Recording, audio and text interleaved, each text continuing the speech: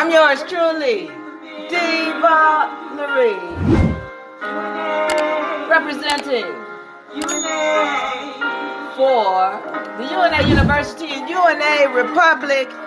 Halo. Halo YouTube. Welcome everybody. Welcome everybody. Welcome UNA. Yeah. Welcome. Welcome people. Welcome and welcome as I let people come into the house. I want to go back into the Anunnaki history. All right, the Anunnaki history. I want to go back into that. As we left off last time we were in, okay, in the last session we had, we left off with the Anunnaki, and I want to get back on it. Now, real quick, let me tell you, we've had people to request to be a member of UNA. Once again, if you're wanting to be a member of UNA, send a message to the bio. My people on YouTube, go to UNAuniversity.com and find the link so that you can leave a message and let us know that you want to be a member. Now, this means that this is an agreement between you, who is a Sauron, and UNA. This is not about you coming and standing under UNA and all, from what I've read. So they were not, they had been fighting a lot. And so what happened was, there was this battle, and this guy, because they were upset about the atmosphere and the people were dying off and everything was in the uproar and everything was terrible, and the king wasn't doing what he was supposed to do. So this one particular person, he ruled for a while, and he had this idea. His idea was to shoot some nuclear whatever it is up into the atmosphere to try to block out the sun. Now, what I'm saying this stuff, and I'm hoping y'all seeing the similarities between what was going on this planet to what's going on that planet, rather, Nibiru, to what's going on here. So he's shooting up this his idea. This guy who had killed the king, and I'm calling him Aruba at this time. He shot up. His idea was to shoot up some nuclear whatever into the atmosphere to block off the sun. Well, that didn't work. And so now there was another fight. And then people started questioning him, like, who's this guy that killed the king? He's not even the king. And then why are we listening to him? Because what he's doing is not working. As a matter of fact, he's making everything worse. And so then this is when Anu stepped up. Anu was the nephew to the king that died. And Anu stepped up and said, well, you know what? I should be king because I have proof that I am the true bloodline of the original king. All right. And so then I talked to you all about how he became the apprentice. So they made this deal because the guy, I'm calling him Aruba, he says, okay, listen, you can be my apprentice. All right. So Anu served as his apprentice for a while, but then after that, Anu said, okay, no, that's it. I'm taking over. I'm taking over. And he was like, no, we shouldn't. No, I should stay as the king. And then Anu, and y'all know who Anu is, the father of Enki, who is the one who is credited with creating the human race. All right, so fast forward. I'm just trying to get you back to where we left off because I want to kind of finish this or give more insight on this story.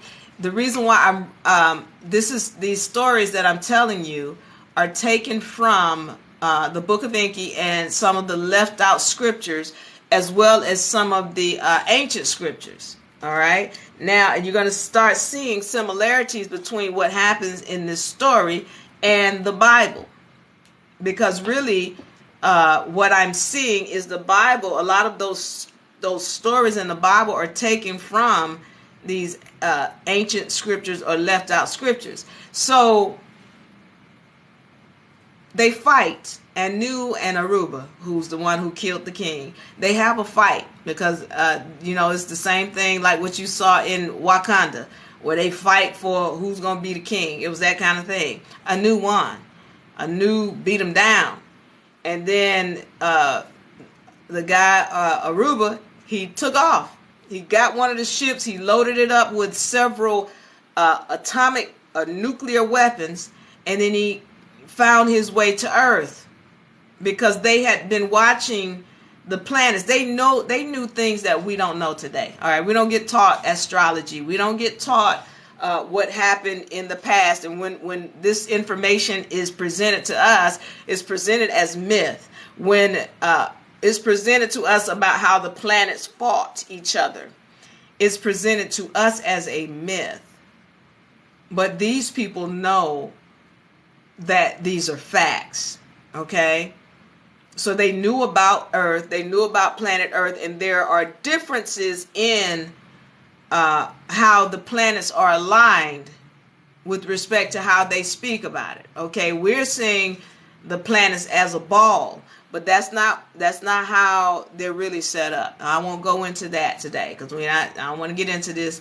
There's no argument here. I'm just telling you what the scriptures are and what I have read in my research. All right. So these people, these beings, they knew certain things about these different planets that when we hear about them today, it's myth. So they knew that planet Earth had a lot of gold on it. And planet Earth, the gold is what they needed, which is why they came to planet Earth in the first place. Because why? This gold, when they take all of the, and I knew I was going to screw up on this word today, but when they take all of the metallic properties out of the gold, then it becomes this very fine white powder. This in the Bible is also known as mufkats, MFKTZ, and this is what Moses fed to the Israelites. If you remember, if you go back and read that story, when he came back off the mountain and the Israelites had this gold calf that they had created, he melted it down and then he fed it to them. Well, in order to feed it to them, it has to go through a alchemic process. It has to go through an alchemic process in order to remove all of the metallic properties from the gold. Once you do that, you get a very fine white powder, and this powder has a whole bunch of how do you say it? The word that comes to mind is exotic properties. Do y'all remember that movie called Avatar? In the movie, there was this rock called unobtainium. And what this rock could do is it can make things float. It had all of these properties. Well, these are the same properties as mufkats. Y'all remember the floating mountains, the Hallelujah Mountains, and how had all this mufkats. That's why it was able to float. They were able to float. Okay, that's what monoatomic gold does. Monoatomic gold. Mono meaning one, where you remove all of the other properties from it, it becomes monoatomic gold. And this, when he was feeding it to them, it can regenerate your cells. Monoatomic gold can. Monoatomic gold, you can put it in there. Let's say, for example, there's a pan. You put monoatomic gold in a pan. That pan is lighter with the monoatomic gold than it was without the monoatomic gold. So this is a very serious property or product, and this is what the Anunnaki was searching for when they came to planet Earth, according to the scriptures, according to these left out books, or these books that come from the Sumerian civilization, all right, that we have not been made aware of. And I'm going to say this because, we now know what Mesopotamia was. The Mesopotamia is modern day Iraq. Okay, and this is the same Iraq that these people ran into, and the United States wanted to go and take over. All of these tablets that have still yet to be translated, they were in Iraq. These Anunnaki tablets, they were in Iraq. Where they are now, I don't know. But that's who held, that's where a lot of this knowledge was coming from, that Zachariah Stitchin and some of these other people who translated it, they came from the Sumerian tablets that were in Iraq. Where they are now, from what I'm being told of some underground information, that's why they went over there. That's one of the things they went over there to retrieve, because it held a lot of information. Okay, so you got the Anunnaki who have come to planet Earth. This guy who I'm just calling him Aruba for now, because you have to look up his name, but he was the first one to the planet, and he came because he wanted to save Nibiru. He was the king who had fallen.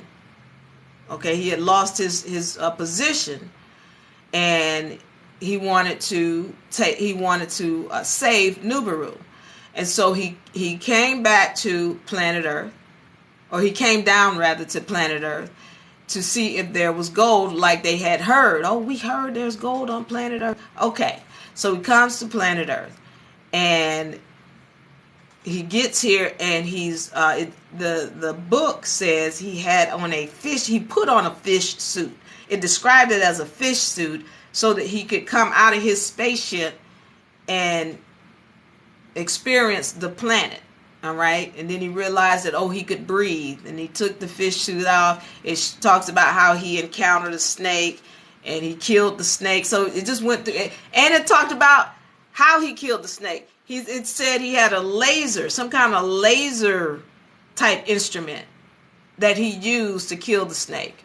All right, so he's on planet Earth, and he recognizes that there is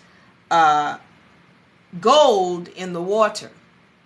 Okay, so he decides, once he gets to the planet, he's like, okay, he's excited. I'm getting ready to save Nibiru. I'm going to save my planet. The people are going to love me, and then they're going to give me my position back. All right. So he calls back to Nibiru. And again, remember, just because we just coming into this technology of cell phones or what have you, these beings, they had high technology. They had high technology, especially when you look at some of the intricate details on the things that even just the castles. We have a hard time doing that stuff today, much less back then. Who did that? All right. So these beings had technology. So he phones back. I'll say phone back to Nibiru, and he's like, he contacts Inky, not Inky, but Anu. And so he's like, hey, Anu. And Anu's like, Aruba? Yeah. Man, where you at? We've been wondering where you at. You just took off and you just disappeared. What happened to you? Where you go? What's going on? Yeah, okay. I'm on planet Earth. I'm on planet Earth, and there's gold here. There is gold. What? You on planet Earth? Hey, this Aruba. Aruba said he's on planet Earth. Hold on. Aruba, where are you? Where are you, for real? I'm on planet Earth. And I got here with one of the spaceships. I got some of the nuclear bombs. I brought them here with me. And wait a minute. You on planet Earth? Yes. Okay. So I need y'all to understand something. With the gold, I told you, when you turn it into monoatomic gold, then it becomes a fine powder that you can use to do other things. One of the things that they were doing on Nibiru is shooting it up into the air once again to block the clouds. All right, they were trying to block off the clouds because it was too hot. The atmosphere, the temperature, or whatever, it was too hot. All right, so when he gets to planet Earth, Well, you know it's hot down here. You know Earth is even hotter.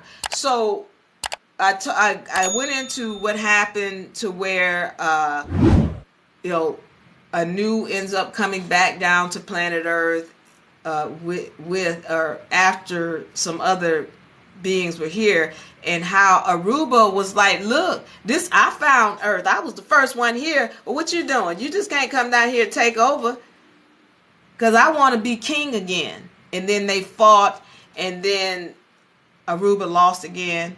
But Anu was standing over him, and then Aruba bit his penis off and swallowed it.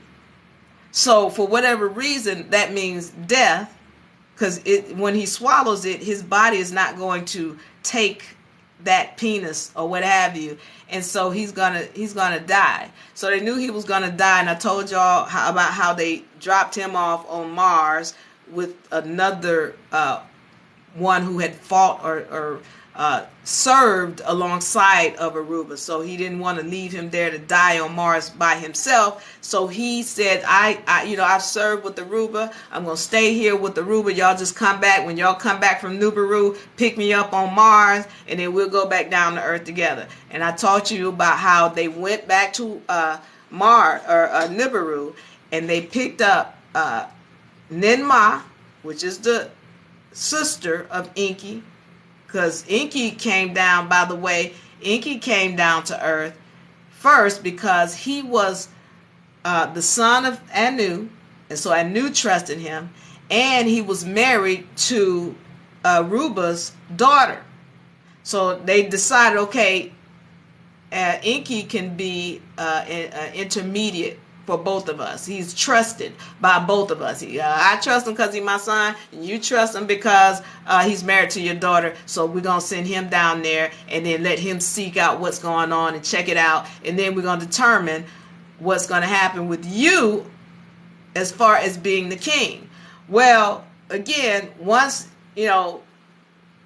Enki got down there, and Enki, once again, is the one who's accredited with creating the human race. Once Enki got down to the planet, Enki was like, okay, this place looks good. Yeah, I can see some gold. I can see us pulling some gold down from here so we can save the planet. All right, and then that's when Anu decided, well, I need to go down there and check this out for myself. And so Anu came down, and this is when they fought, and Anu got his penis bitten off by Aruba. And so now they had decided that they needed to send some more different entities down to help them extract this gold from the planet. And in doing so, they sent back Ninma, which is the sister of Enki, and they sent back Enlil, which is the younger brother, and I talked to you why he was put in charge. He comes from the Anu's wife. The younger brother comes from Anu's wife, which is why he was put in charge, whereas Enki came from Anu's concubine. Okay, so now we're understanding the dynamics of this. And Ninma had a special skill in that she can rejuvenate things. She could bring things back to life, literally, because she had to bring somebody back to life. When they came back to Mars, he was dead, and in this story talks about how she brought him back to life. So she's a nurse. Ninma was a nurse, and she had very special skills when it came to the molecular structure of entities. All right, so they get down here. They bring. I told you they brought the sister and the brother. They also brought another group of beings called the Igigi, and they were more like second class citizens, if you will, of Nibiru, because they were workers. Now, again, the Igigi are not described, and the Anunnaki are not really described with a great deal of detail. So, but the Igigi were clearly second class to the Anunnaki, and their job was to work. But it was hot. It was hot on planet Earth, and they couldn't take the atmosphere. And the Igigi were like, "We not doing this no more." And they started to revolt against the Anunnaki. All right. They needed this gold, or they felt a serious need for this gold for their planet. And they were willing to do certain things to get this gold. So Enki, recognizing, okay, we got to save the planet. That was their whole deal. We got to save the planet. Recognizing that, he tells his brother Enlil, he says, Enlil, I got an idea. All right, check this out. I was looking at these other beings on the planet, and I got this idea that I can mix them with a little bit of our DNA. And then we can create this being, and they'll do the work for us. And then we don't have to do the work, and then we don't have to rely on the Igigi to do the work. And Enlil, the younger brother, was very much against this whole idea. He's like, we can't create slaves. It goes against universal laws. He's like, we can't do that because that's going to get us in trouble. And Enki was like, no, listen, they're not slaves. They're not slaves.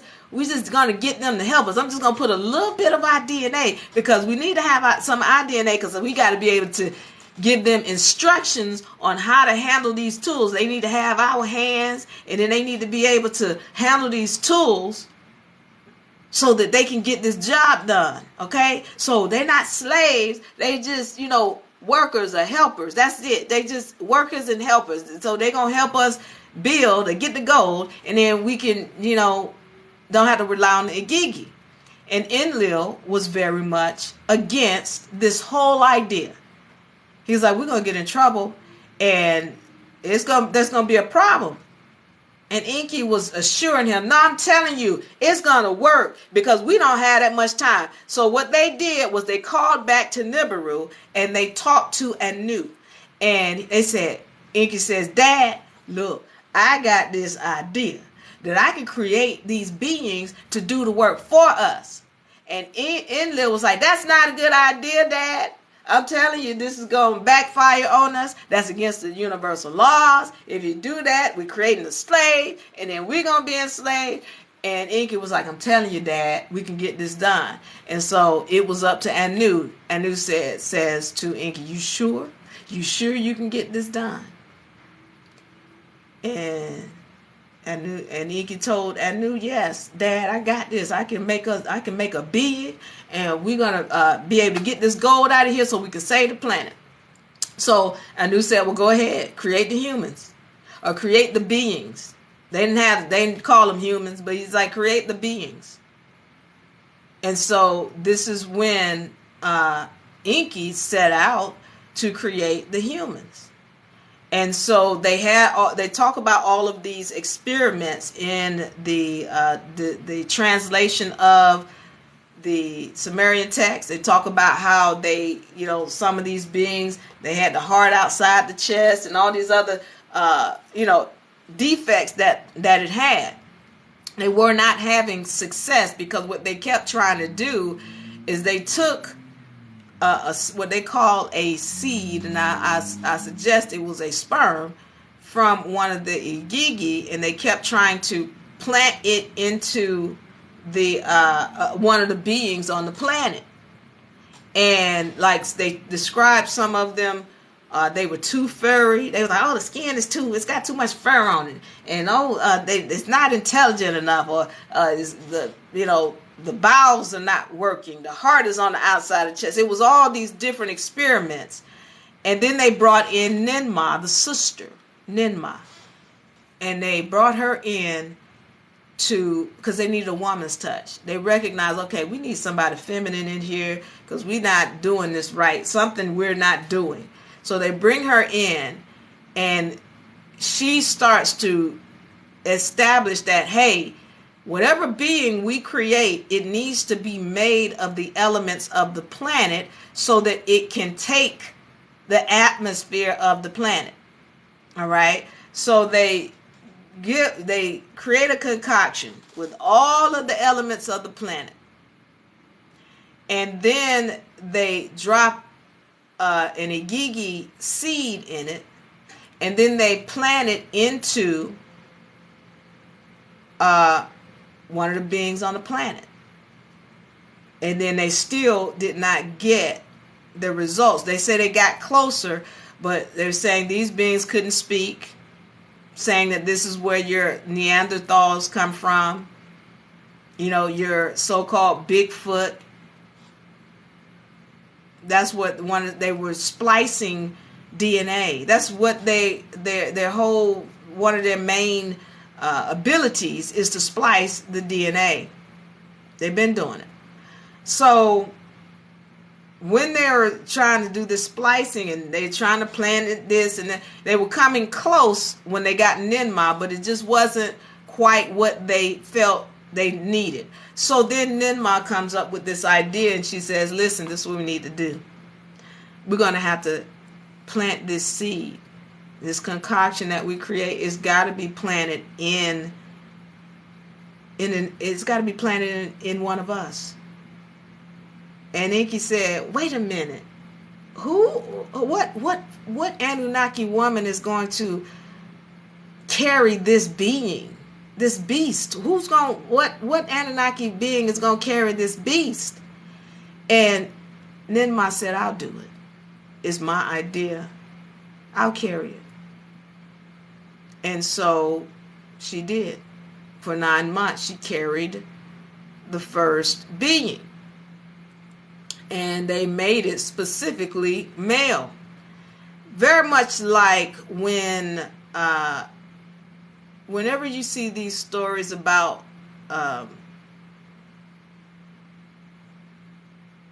the creation, it'll say it's a male.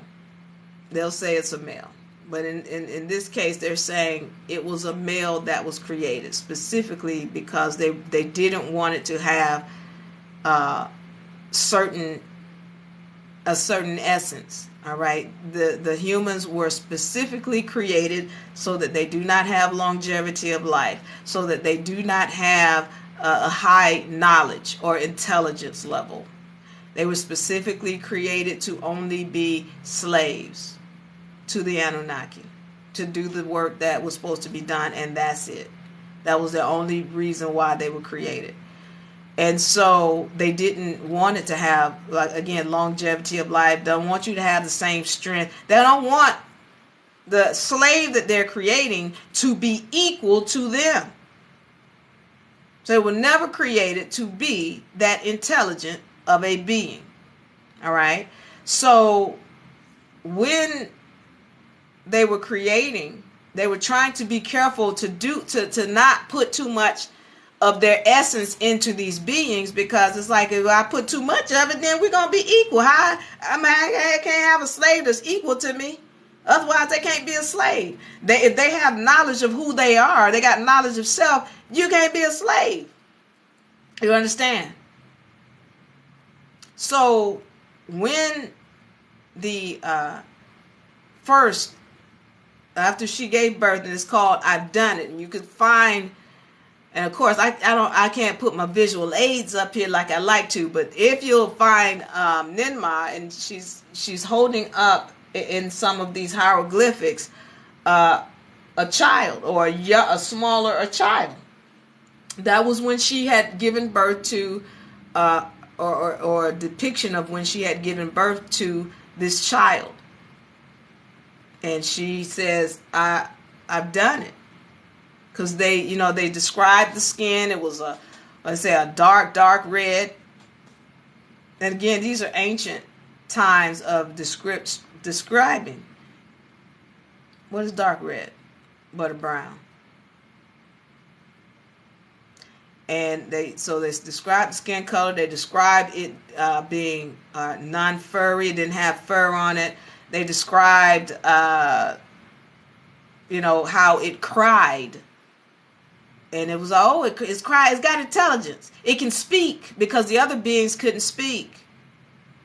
They described how, okay, this is what we're looking for. We're trying to create. It's got fingers. It's got hands. It can handle the tools. It's got intelligence. We can give it instructions. So once they created this being, it was like, oh, okay, we got one. We need 7 more. So they got 7 more Anunnaki women to come forth and carry these beings, and they were specifically making them male because they were not supposed to reproduce. They just originally was just like, we just need some slaves so we can get the gold. But after they had the next 7, first of all, before that, they put Adam into what we call, well, it's known as Eden. And in the left out scriptures is Edin, Eden. All right, and that's where they were to be observed. And then after those 7 were born, they were like, well, we can't keep burdening our Anunnaki women to have more slaves. We can't do that.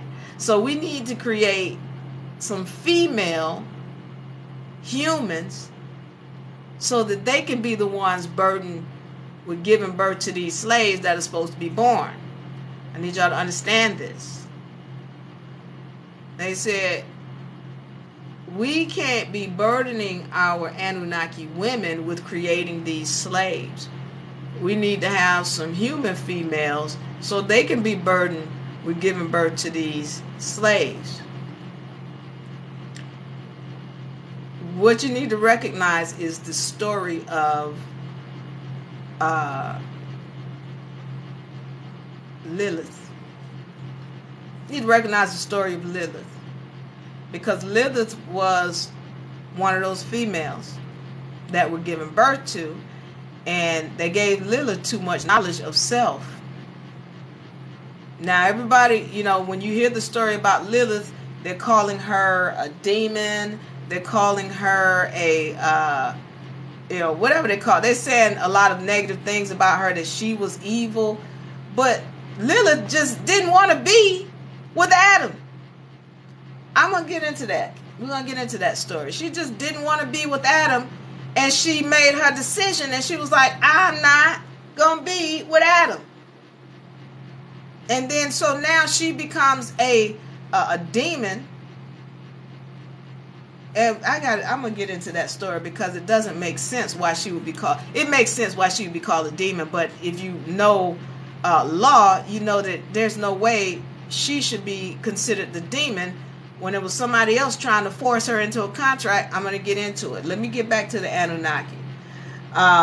So now they have established that they need to have female humans to create these male humans. And so now they call in 7 more Anunnaki women, and they specifically create females. Now, when they create these females, they're supposed to be mating with these males to create more slaves. But as they kept them in the Garden of Eden, they were to watch over them. By the way, Eden is said to have taken place in what we know of as South America, or Aruba, modern day Aruba. That's where Eden supposedly was. Whereas Mesopotamia and Iraq, modern day Iraq, that was Enki's headquarters. Enki's headquarters is modern day Iraq. Whereas Enlil's, the younger brother, his was in Aruba. But Enki's job was to get them to Aruba, and that's where they would sit. They had to be in this Eden so that they could be watched. And they talk about the watchers in the Bible. So they're supposed to be there, and they're being watched constantly. Like, okay, what they doing? This the humans. Y'all got to understand, this was a big project for the Anunnaki and Nibiru, because they were being created so they could save Nibiru. That was the only purpose why they were being created. We need to save Nibiru, so that's why they created these humans. And so this was a big project. So when they put them in Eden, they were watching them, kind of like, you put some bacteria in a Peachtree dish, and you like, okay, what they doing down there? What they doing? Okay, that's what was going on. So they got Adam and Eve over here in the garden, and they're watching them. What are they doing? Well, they're having sex. They're wanting to mate them with each other. They're having sex, but they recognize,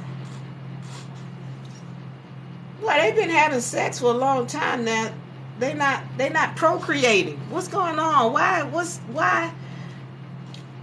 I saw them sexing each other. Did you see them? They was having sex, but they still haven't procreated. What's the problem? Well, there was an issue with the vessels. Why? Because they're hybrid. Hybrid vessels are not supposed to procreate. That's in accordance with Mother Nature's law. Somebody was on here the other day said Mother Nature doesn't exist. Well, I want y'all to look up the mitochondria, because that's Mother Nature all day. She controls what comes in and out of this dimension. And when you splice entities together and you start doing certain things, there's a contract that she has about what's supposed to be here and what's not supposed to be here. Well, yeah, they were sexing each other, but they weren't procreating because they were hybrid beings, and hybrid beings are not supposed to be procreating. All right. So, but when you're talking about Enki and Ninmah, they like, oh, wait a minute, let's break this DNA strand down, and that's what they did. Y'all saw that movie. I know I'm talking about a lot about movies today. Y'all saw the movie, the second one of Wakanda. I know that wasn't a great, it didn't get a lot of great reviews, but in that movie, you remember how, what's the little girl, I forget her name, who was breaking down the DNA strand, trying to save her brother? That's what the Anunnaki would do. They knew how to break down the entire DNA strand and understand, okay, what's going on here? Wait a minute. This DNA need to go over here, and this is CATG, and this need to go over here, and then to make them, so if they need to procreate, then we got to do this. And they were manipulating Mother Nature. They're manipulating DNA. And so what they had created was they found the ability to make it where when they have sex, they could actually procreate. Well, what did they have to do? And I need y'all to pay attention, because this is when you start to understand where that rib story comes in. What had to happen in order for these two hybrid beings to be able to procreate? All right?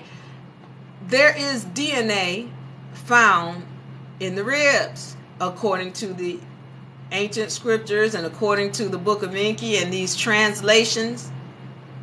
There's DNA in the rib of, it wasn't just Adam who was put to sleep. It was Adam and Eve that were put to sleep, and it was Ninmah and Enki, because what happened was they had to bring in Enki's son. So y'all know Enki's son in the translation is Ningujita. But in, you all know him as Thoth. That was Enki's son. And he was well adapted. If you think Enki was great, his son was even better. That was Thoth. And so Thoth really knew how to break down a DNA strand, because he had been taught by his father. And he had gone to another level with it. So Thoth said, listen, this is what I need to do. I need Ninmah and Enki, and I need Adam and Eve, and I need everybody to go to sleep. And so he took DNA from the rib of Ninmah and put it into Eve, and he took DNA from the rib of Enki, and he put it into Adam. And whatever he did, now he was able to situate it where they can procreate. And it has a lot to do with your ovaries. Your ovaries. So as I talk about this, women and men have ovaries, and you got eggs in those ovaries. In the male, those ovaries drop out of the vessel and they become what we call scrotum. Whereas a woman, yeah, your ovaries stay in you, but that whole manipulation and DNA, it had to do with your ovaries. They talking about a rib, but it's right here. in your ovaries. All right.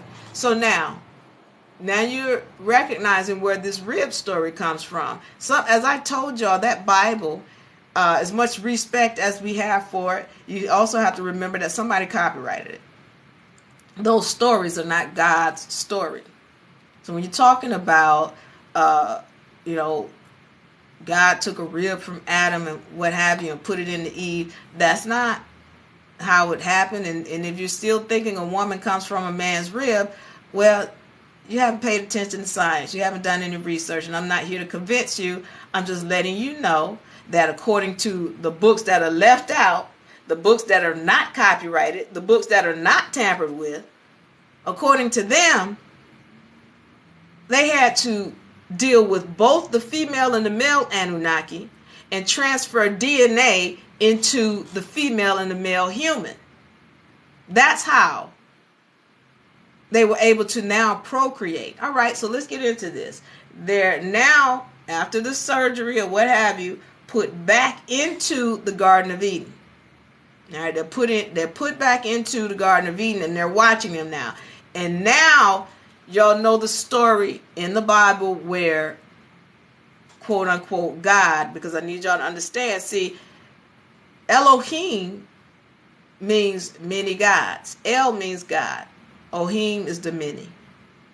The Elohim are many gods. And so somebody took this Bible, which is copyrighted, to create their own story, just changed all of the gods in the book, in the original scriptures, to one God. They took out all the gods' names, which were mostly feminine gods, and then they changed them to Lord and God, and then made it sound like one God. This is why people looking at the Bible and they're like, why is this God schizophrenic? He loved the humans one time and he don't love the humans other time, because they're not the same God. There were many of them, and somebody has changed the stories around. All right. So they're in this Garden of Eden, and you remember the story when God comes in and Adam and Eve start hiding themselves, like, oh. And God was like, what's wrong? What's wrong with you all? Why are you hiding yourself? What you doing? Why? Because originally they in this garden naked. And they had no issues originally being naked. But all of a sudden now, here comes Enlil. That was Enlil that walked in the garden. Because he didn't know about this surgery that had gone on. And he was like, why are you hiding yourself? What, you didn't hide yourself before. Now all of a sudden you want to hide yourself? So then he's got to have a conversation with Inky. Excuse me, Inky, what's going on with Adam and Eve over here? Why they keep trying to hide? Why are they running and hiding and trying to put on clothes? What is this all about? All right. And here come Inky. Okay, see. All right, Enlil. See, okay. What had happened is, so we were watching them, right? We were watching them in the garden, but they weren't procreating. See, they were having sex, but they weren't procreating. So I had my son, he was checking out the DNA strands, and then what we found is that we need to put a little bit more. We had to put some more DNA in them, and then we had to change some things around. So now they got a knowledge of self. They got more of a knowledge of self. And Enlil is peeved, upset to the highest degree. Why? Because he's like, Inky, when we first started this project, you said you was only going to put a little bit of DNA in them. That's what you said. You said that this wasn't going to take that long. That's what you said. You said that we can get this done quickly. That's what you said. Now, here you go. You have put all of our DNA in them. You have you've given them longevity of life. What you going to give them? Intelligence? You going to make them equal to us? You going to make the slaves equal to us, Inky? We talked about this. I told you this was not a good idea. This was not a good idea. Now here I come in here and these are like pets, Inky, and they run around acting like they naked. That's not how it's supposed to go. So you can imagine if you walked in your house and your dogs start trying to hide themselves. That's what it's like. So the humans were like pets to them. They weren't supposed to be They weren't supposed to be doing. It's the same thing. It's the same thing with your pet. There are certain things you're not supposed to be doing with your pet, and your pet is not supposed to be doing. All right, yeah, okay, it's a family member, you love it, but it's a pet. And that's what the humans were to these Anunnaki. And so he's walking in and he's seeing them, they got knowledge of self now. Oh, he's livid. He is livid. You know what? Since you got knowledge of self now, get out of the Garden of Eden. All right? I need you to go do some work. Go do some work. You go over to Inca's place over there in Mesopotamia. You go over there and play. Because you're not welcome in here no more. You get out of this garden since you got so much knowledge of self. Get yourself out of here and go do some work. That's what you do. He was livid. This is why they got kicked out of the Garden of Eden, because they had too much knowledge of self. They weren't pets no more. All right? So they get kicked out. And again, this is more than one God. So you got, again, this is why people saying, well, why God loved the humans on one case and in the other case he got stacked? Because it was more than one God. And this God, Enlil, he never liked the humans. He was like, I just can't stand them. We shouldn't have done this project in the first place. Whereas Enki is in love with the humans and doing all kind of stuff that's forbidden with the humans. So I told you, the humans are like pets. But Enki was sleeping with the humans.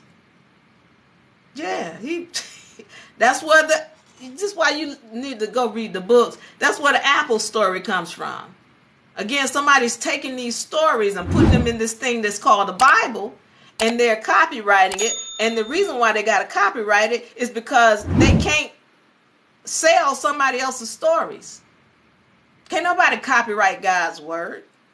But if you change God's word, then it becomes your word. And then you can sell it as though, oh, it's inspired by God. But it ain't what God said. It's what you made up. Thoth is Ningujita, the son of Enlil. Enlil is the one who is responsible for creating the human beings. All right.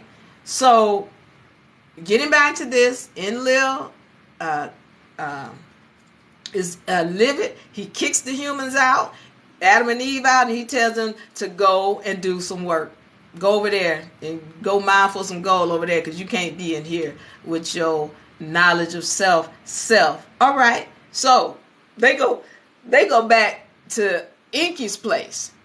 And what Enki starts to recognize is that the Adam and Eve, or the humans, started to de-evolve. Okay, so that was one of the things that what am I saying? They didn't walk like the Anunnaki anymore. They were kind of slumped over. They started becoming more animalistic. Their vocals or verbal wasn't as distinct. Their features or their characters, their hands, they started to become more animalistic. And Enki was going through his territory, and there's water in the territory, and there was because he was on a boat with one of his and it might have been a ship that they were on, because back then they supposedly had ships. They had what they called I forget what they call it, a chariot or something to that effect, but they could fly. I mean, this is why you hear that song, Ezekiel saw the wheel. Ezekiel saw the wheel way up in the middle of the air. That was a spaceship. The big wheel runs by faith, and the little wheel runs by the faith of God. It's a wheel in our wheel way in the middle of the air. It's a spaceship he was describing. And so at any rate, there was Enki and one of his confidants were going through a territory where the humans were in his domain. And he came across these two human females.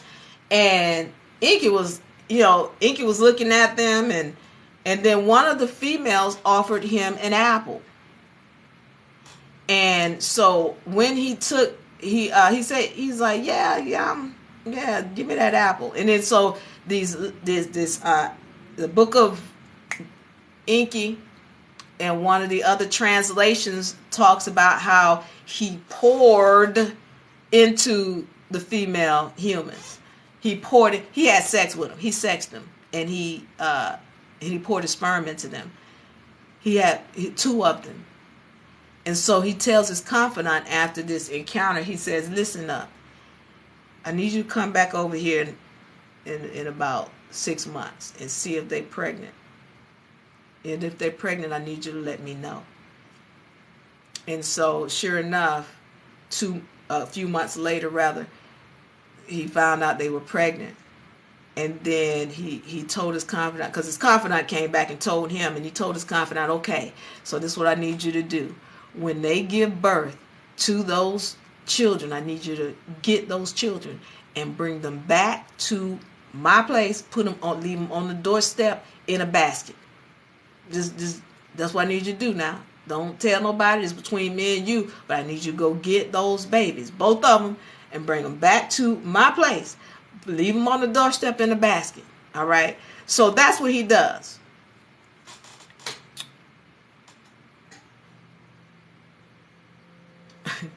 Thank you, G-To. What you say he created more than that, but I know you just got here. Tell me what else he created so I can state it.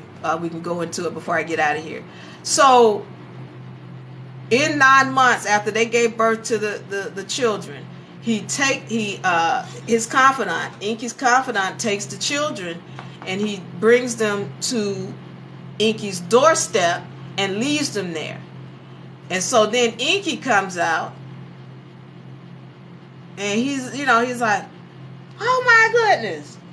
Look. And actually, matter of fact, here's the deal. I don't know if it's the wife that found him or Inky that found him. But they decided to take those babies in. It's like, look at these humans left there just abandon their children on our doorstep. Does that sound familiar? Anybody? Okay. To some biblical stories. Oh, you're going to just abandon your children? Well, I guess we got to take care of these children. Okay. So then they bring the children in. And this became Adapa and Titi, as in Tiamat.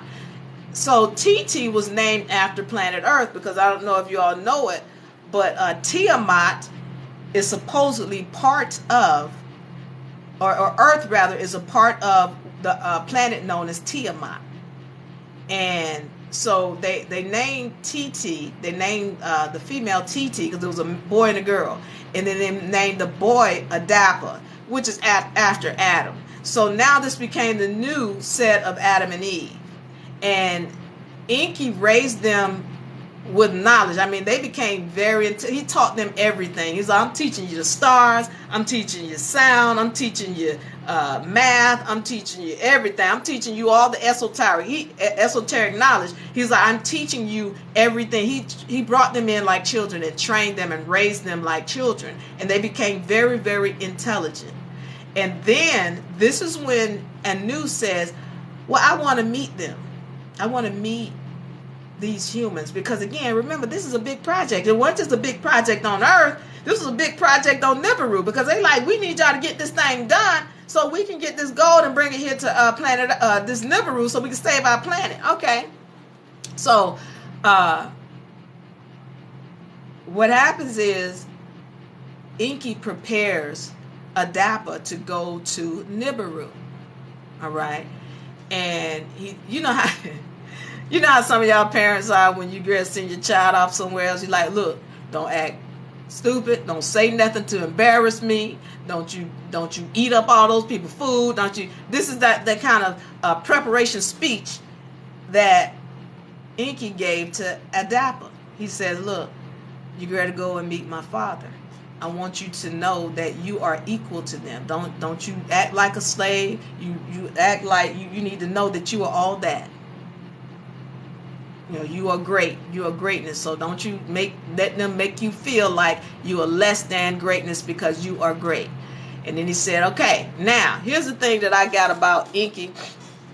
And then I'm going to prepare to get up out of here. Y'all ask me any questions if you have any questions before I go. Inky says to Adapa, he's like, listen, when you go there, don't eat anything. And don't you drink anything. He says, you want to die? Adapa was like, no, I don't. And he said, don't you eat nothing and don't you drink nothing. Now, I'm thinking that according to what I read, that Inky was trying to save Adapa because the vessels weren't meant to eat. Because we really aren't supposed to be eating the way that we eat. Okay? I'm still waiting on GTOA. Oh, GTFOH. Hey, love that. I'm still waiting on you to respond about what else you said he created. Let's see. To the 9 says Moses. What about Moses? Give me a full, complete sentence so I can understand what you're saying. So, according to what I read, I was under the understanding that Inky was telling Adapa not to eat or drink because eating or drinking anything would kill him. Because these vessels aren't supposed to really eat. They don't need food in that way. So, but what I found when I was reading other documentation is that Inky actually, again, I'm knowing that Inky loves the humans. That's one of the other things that's going on with me. I know that Inky loves the humans because of some other stuff he did, and I'll talk about it hopefully before I get out of here. But what he did, according to other documentation, is that he told Adapa not to eat or drink anything because he knew that his father would offer Adapa longevity of life, everlasting life. That's what Anu was going to offer Adapa. And once again, I told you we got two gods here, Inky and Enlil. Enlil hated the humans. Inky loved the humans because the humans were his creation. But when it came time for Inky to allow his creation to have everlasting life, he didn't want his creation to have that. He didn't want his creation to be equal, because that's what it would have become if it had everlasting life. I'm saying that to say that you got to understand, just on that level, that when there is somebody who is has an ego, and they are, and these Anunnaki, they had egos, and if you think anything that you're thinking we do in this society today, whether it be rape, robbery, murder, whatever, you name it, they did it to a higher degree. When it came to keeping their power, keeping their land, keeping their knowledge, and keeping their position over somebody, they would kill, they would rob, they would rape, they would murder, they would steal. It's all talked about in the Book of Enki. It's all talked about in some of the Sumerian translations. If you think we're doing dirt here, they did it. These Anunnaki beings did it to a higher degree. Real quick before I get out of here, I want to go into how, because I talked to you about how Inky, he had a love for the humans. Yeah, he got a love for them, but he ain't trying to make it equal. Because his father, Anu, was like, well, bring Adapa up here. And he knew that his father was going to off. Because this is like his grandson. He didn't, let me say this. When Adapa gets to, and I love the story about how Adapa gets to Nibiru, but I won't go into it. So y'all read it. Go read the book. But when Adapa gets to Nibiru, Anu offers Adapa food and drink. He's like, hey, Adapa, you want something to eat? And he knew that was going to be everlasting life that Anu was offering him. And Adapa was like, nope, I don't want anything. And then he offered Adapa something. You want something to drink, Adapa? Here you go, drink this. Adapa was like, nope. And then the Anu was upset. Anu was like, who is this disrespectful being coming into my place and turning down what I'm trying to offer him? And he was upset about it. But there was this guy who went with Anu, which I think was one of Enki's son, a guy who went with Adapa, and he gave Anu a disc. Really, it's like a disc that had information on it coming from Enki. Okay, so you know, it's like a thumb drive or a chip or whatever it is. And he gave that to Anu, and then Anu took that chip and put it into whatever device that he needed to read it. And this is when he found out that Adapa was his son. All right? So at this point, he's recognizing that, okay, Anu has been down, Enki rather, has been down here doing things that he's not supposed to do. He's been sexing the humans. He's been sexing the pets. That was something they weren't supposed to do. Enki was a freak. Yes, he was, Vonti. Thank you for reading. He was a freak. As a matter of fact, he kept sexing his sister, Ninmah. And she ended up having to put a spell on him because he wouldn't stop. She was like, look, stop messing with me, Enki. And she had to put a spell on him to where his stomach hurt so bad he couldn't stand up and walk. And then she said, all right, you gonna leave me alone? And finally he was like, okay, I won't touch you again. But yeah, he was a freak. And so he sexed, this is when Anu realized what he was doing down there on planet Earth, sexing the pets. And he told, okay, son, but you need to, you know how fathers do, like, oh, my child, that's my son. Oh, he's a playboy. I tell you what. It's like you need to be careful and stop doing all those things, because that is one, it hasn't been said in writing, we don't want you to sleep with the humans, but come on now, that's your pet. What you doing? So now what ends up happening is another time when Enki had slept with somebody. Who was it? This is y'all know of him as what is his name? Noah. This is where that whole story, Noah's Ark, where after during the flood, what happened before that is talked about in the left out books. And some of it's talked about in the book of Jasher. Jasher. Check that out. Book of Jasher. The book of Jasher. Jasher. Okay. What happens during this flood is that Enlil had gotten in his mind, I can't stand these humans. I cannot. That's it. I'm sick of them. They gotta go. I'm done.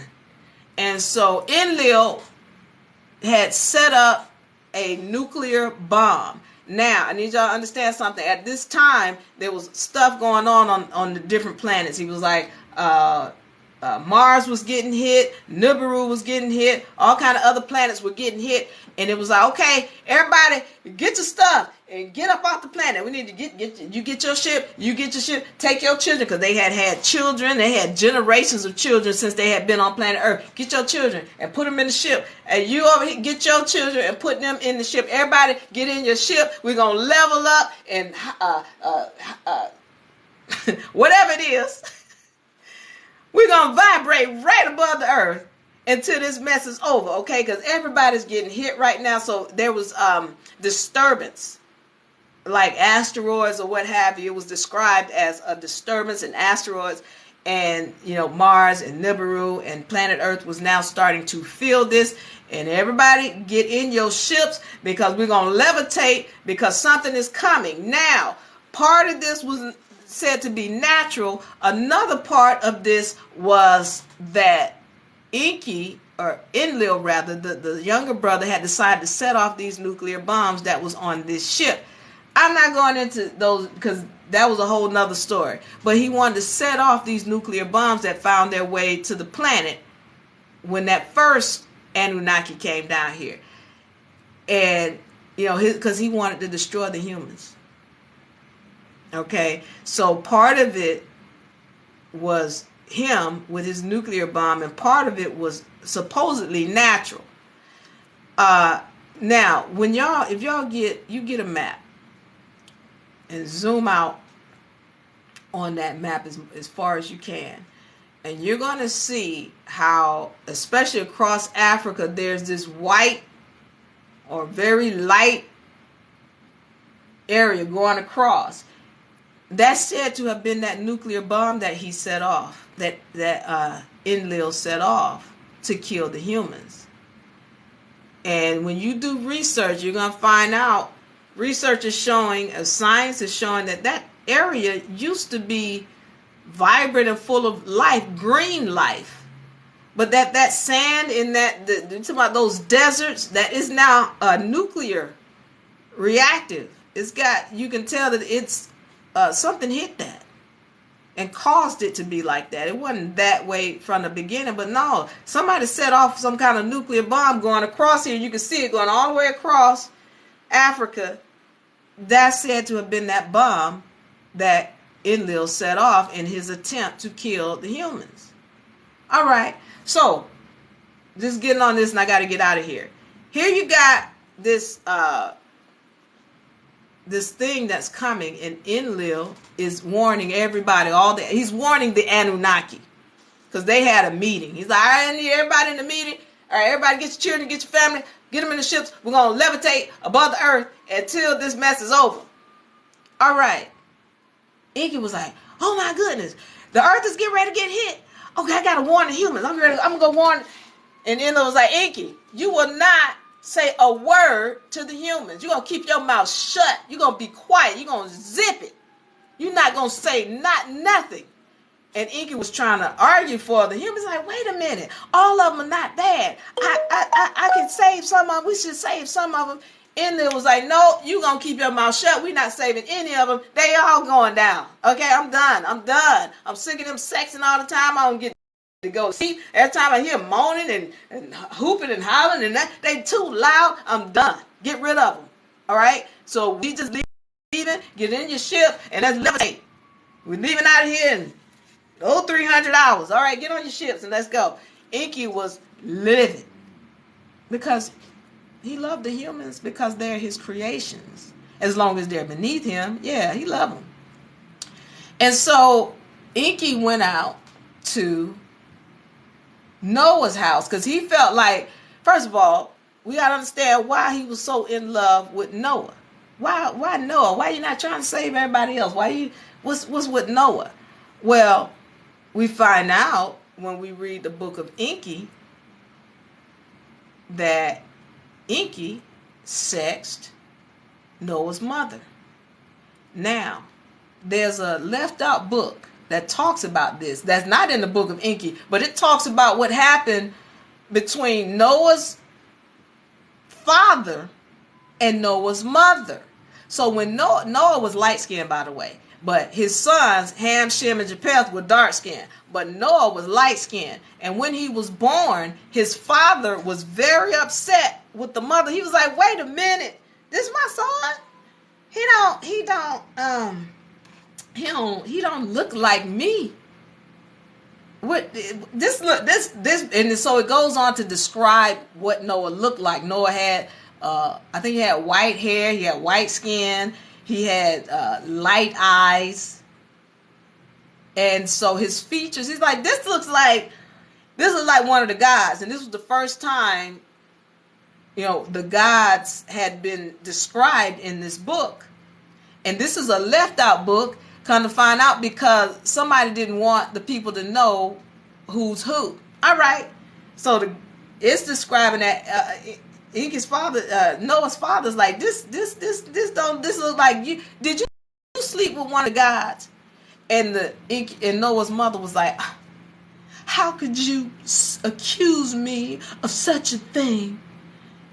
And Noah's father was like, but this baby doesn't look like, are you sure? How could you accuse me of such a thing? Notice she never said one way or the other. She was just like, I'm embarrassed that you accusing me of it. Okay, so Noah's father take the baby to see Methuselah, which is his father. And he's like, Dad, look at this baby. This baby don't even look like me. This is one of the guys' baby, Dad. I think she. And the grandfather was like, look, son, that's your baby. Take your baby home and love your baby and raise your baby. So he took the baby home and raised him. But Noah, as revealed in the Book of Enki, now that story came from one of the left out books. But in the Book of Enki, you find out why he was so in love with Noah. Okay? Because the Book of Enki actually reveals that he actually did sleep with Noah's mother. And so then this is when you find out why this particular God of the Bible now. So there's a difference between the Book of Enki, which is more of a story told from somebody who walked with the guys and who was really there with them and kind of jotting down the story, whereas the Book of Jasher, for example, it's a book whereby somebody could actually see things happening.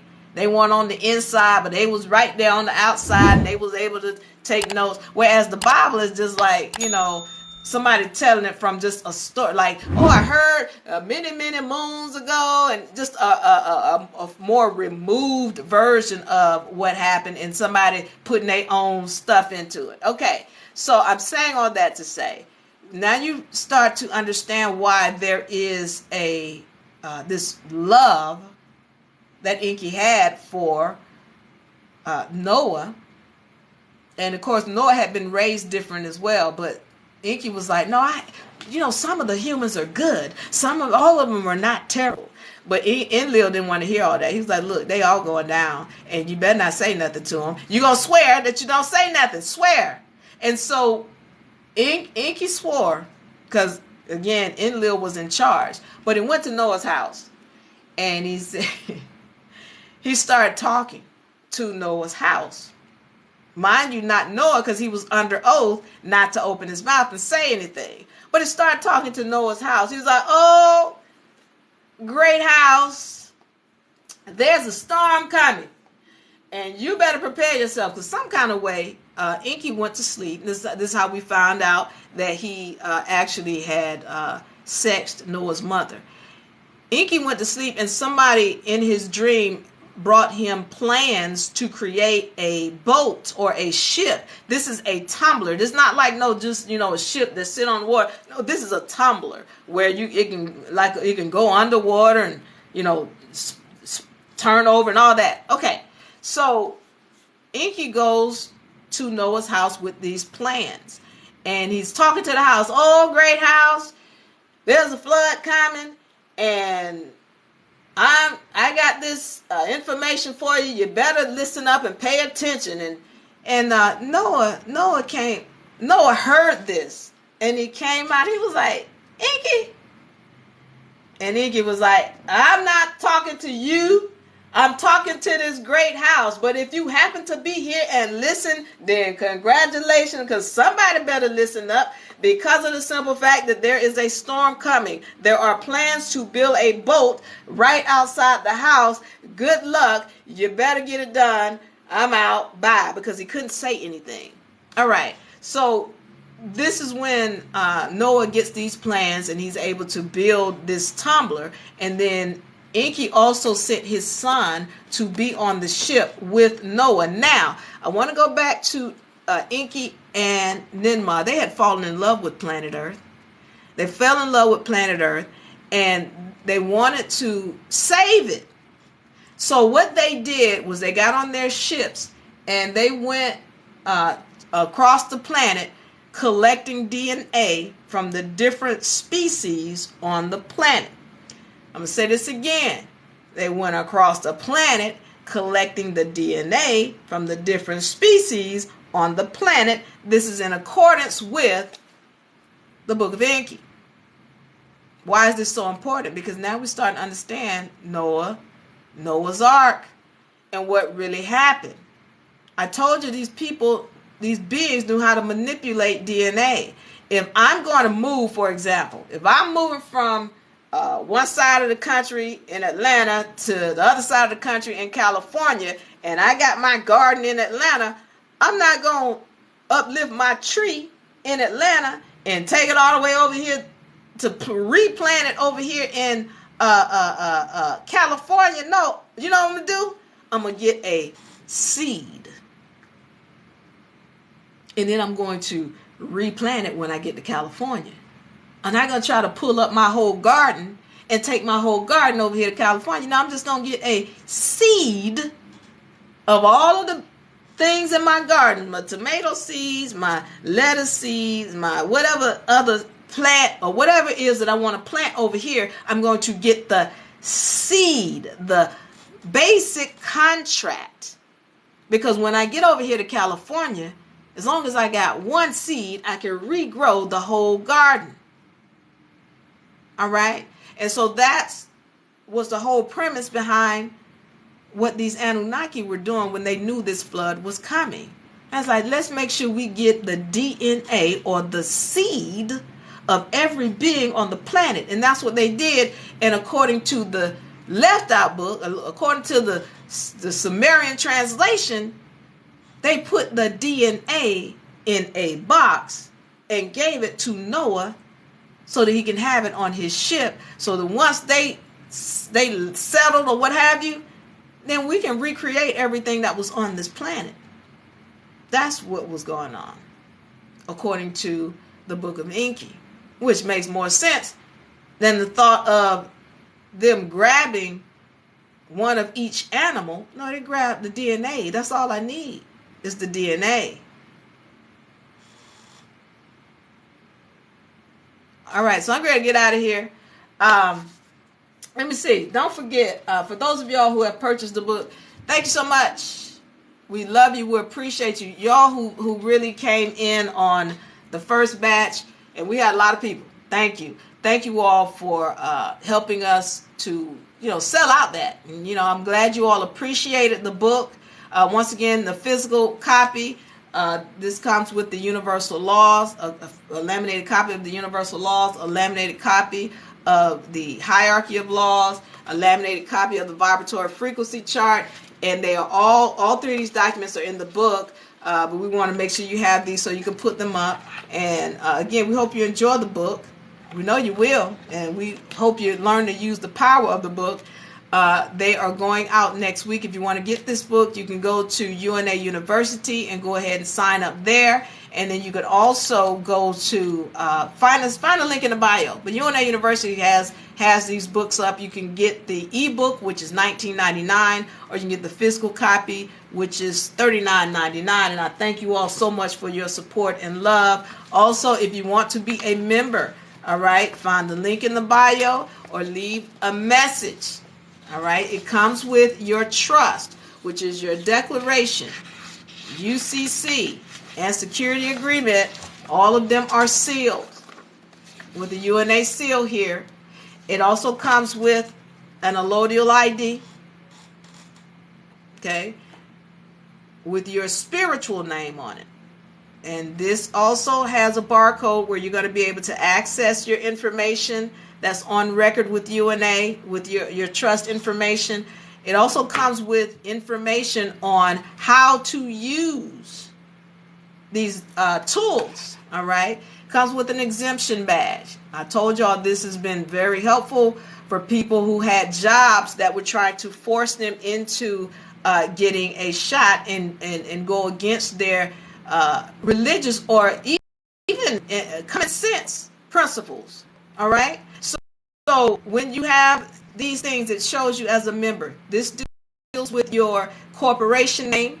Your allodial title deals with your spiritual name. Both of these go back to our membership page where you show up as a member. And then what is it? What is the power of that? Well, as a religious order, which is really more spiritual. They don't understand spiritual, but they understand religious. As a religious order, when you tell them what your God says, they have to respect that. All right? UNARepublic.com, or you can find the link in the bio. Okay? UNARepublic.com, or find the link in the bio that will take you directly to purchase the book. The ebook is $19.99. All right? And then this physical copy that comes with these laminated documents is $39.99. All right. So I appreciate you guys. I love you. I hope you found this information. I love talking about the Anunnaki. So thank y'all for letting me tell this story. I hope all two of y'all out there listening appreciate it. Thank you so much for the love. I'm going to get out of here. Let me see before I get out of here. Who might have had some questions. I'm still laughing at Vontae said Inky was a freak. Yes, he was. He was a freak. Let me see who else might have had questions. And